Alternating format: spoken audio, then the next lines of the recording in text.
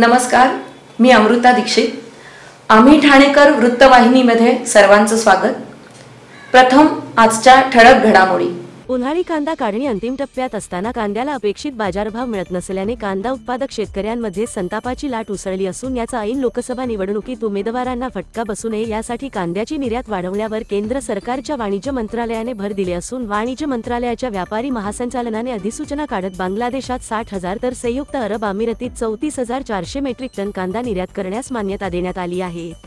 पण ही निर्यात कांदा व्यापारी नाही तर national cooperative export limited NCL मार्फत केली जाणार आहे। अद्याप निर्यात करण्याच्या घोषणापासून एकही कांदा निर्यात झाला नसल्याची माहिती आहे। मग फक्त कागदावर घोषणा करत शेतकऱ्यांना वेड्यात काढण्याचे काम हे केंद्र सरकार करत असल्याचा आरोप करत संपूर्ण कांद्याची निर्यात बंदी उठवण्याची मागणी या क्षेत्रातील तज्ज्ञ व मुंबई कृषी उत्पन्न बाजार समितीचे संचालक जयदत्त होळकर करत आहे। केंद्र शासनाने पुन्हा एकदा 20,000 टन कांदा निर्यातीची घोषणा त्या ठिकाणी केलेली आहे। साधारणतः पूर्वी बांगलादेशला 50,000 टन त्या ठिकाणी निर्यात होणार होता आणि संयुक्त अरबला साधारणतः 10,000 टन निर्यात यापूर्वी होणार होता आणि त्यामध्ये आता पुन्हा 10,000ची वाढ या ठिकाणी केलेली, म्हणजे बांगलादेशला 60,000 टन आणि संयुक्त अरबला साधारणतः 20,000 टनची त्या ठिकाणी निर्यात होण्याची घोषणा जरी झालेली असली तरी प्रत्यक्षदर्शनी शेतकऱ्याला याचा कुठलाही फायदा होताना आपल्याला दिसत नाही।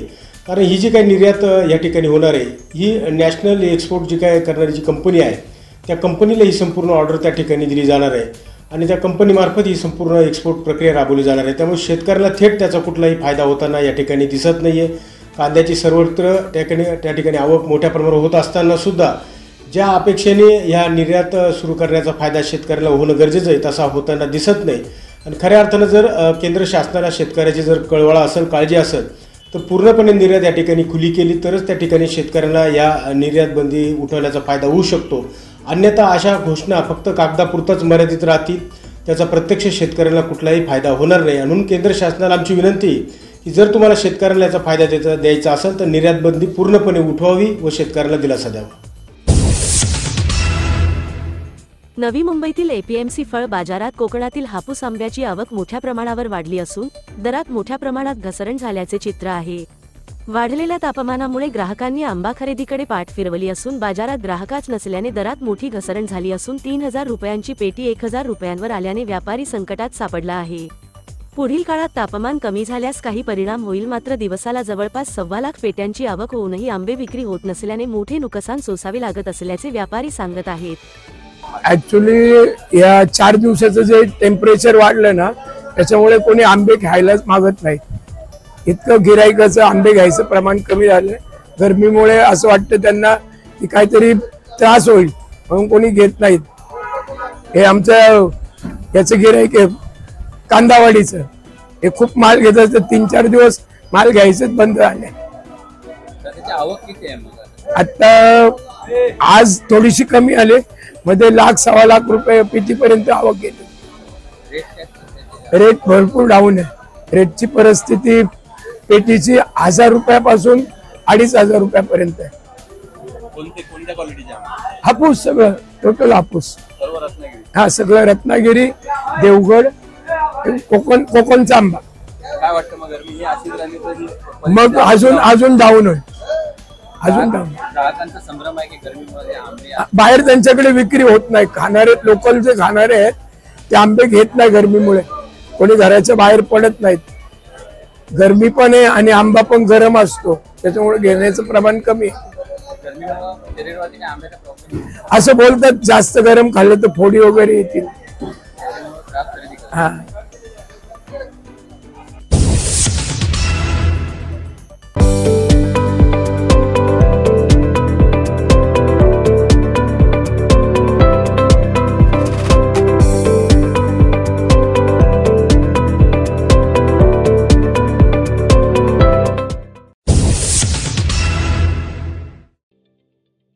ठाणे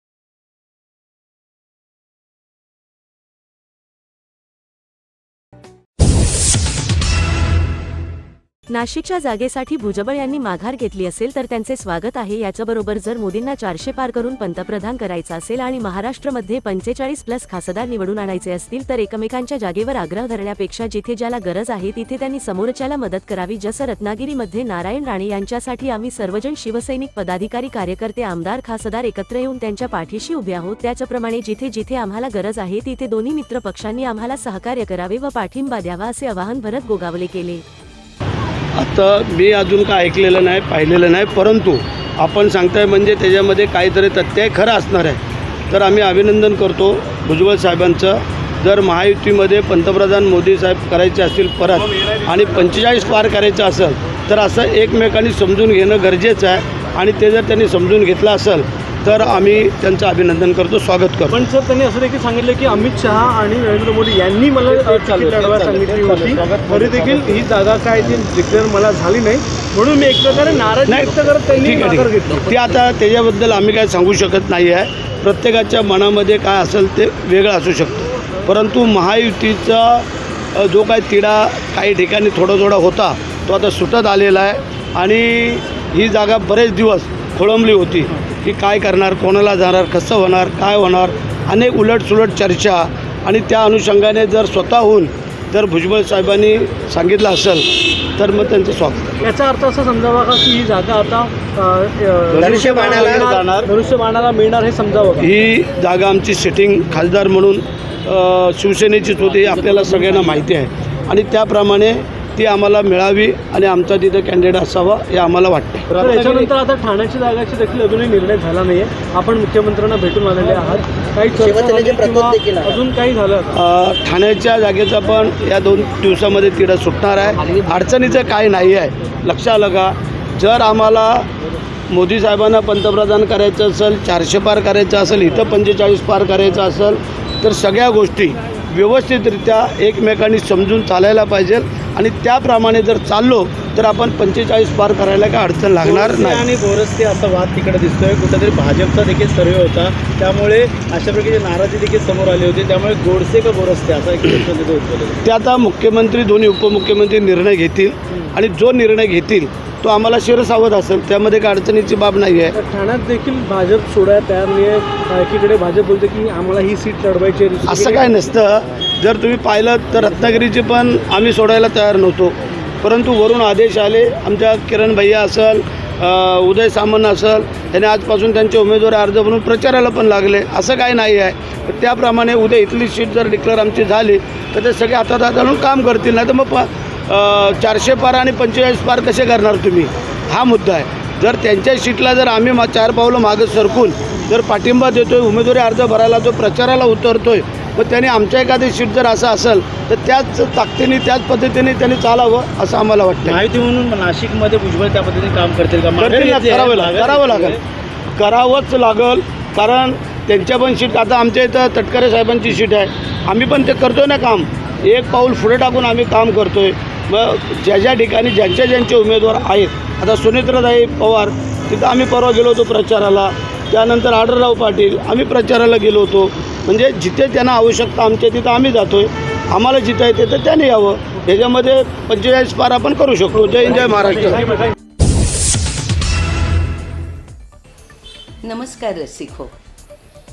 मी 1968 साली कोल्हापूरहून लग्न होऊन ठाण्याला आले आणि आल्या क्षणापासून ठाण्याची झाले. कारण ठाणे हे गावच तसं अतिशय सुरेख असं होतं. खरं सांगायचं तर त्यावेळेला ठाण्यात हे माझं गाव, माझं सासर एवढंच बघण्याची भावना होती. परंतु हळूहळू मी इथं माझ्या नृत्यकलेचा प्रवास चालू केला आणि ठाण्याने मला इतकं प्रेम दिलं. ठाण्यातल्या सर्व थरातल्या म्हणजे संस्थांनी, नाट्यसंस्था, नृत्यसंस्था सगळ्यांच्याकडून मला भरभरून प्रेम मिळालं आणि मला एक कला उपासक असून मला गुरुचं स्थान दिलं. आज ठाण्यात जवळजवळ 15 माझ्या विद्यार्थिनी नृत्य क्षेत्रामध्ये अतिशय अप्रतिम असं कार्य करत आहेत. त्यांच्या संस्था आहेत त्या प्रतिथयश होत आहेत आणि गडकरी रंगायतन, काशीनाथ घाणेकर नाट्यगृह अशा सुरेख नाट्यगृहांमुळे ह्या कलाकारांना अतिशय चांगली संधी पण मिळते. ठाण्याचं पहिलं नाव श्री स्थानक.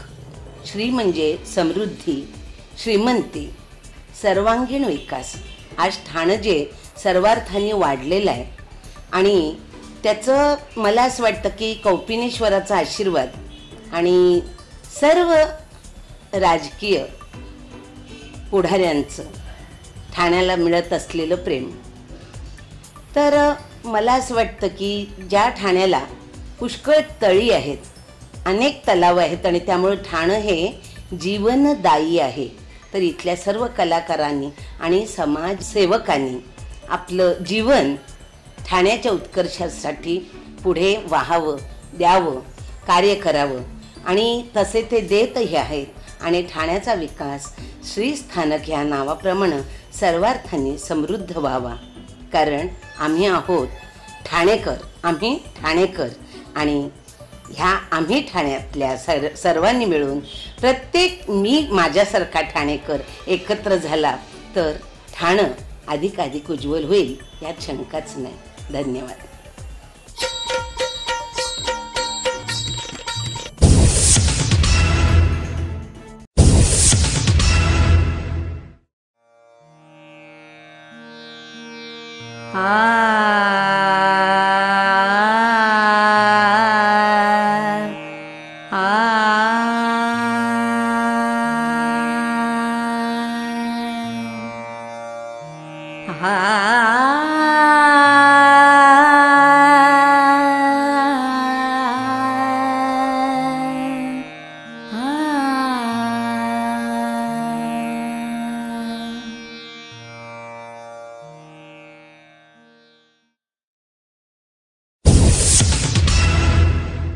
आम्ही ठाणेकर.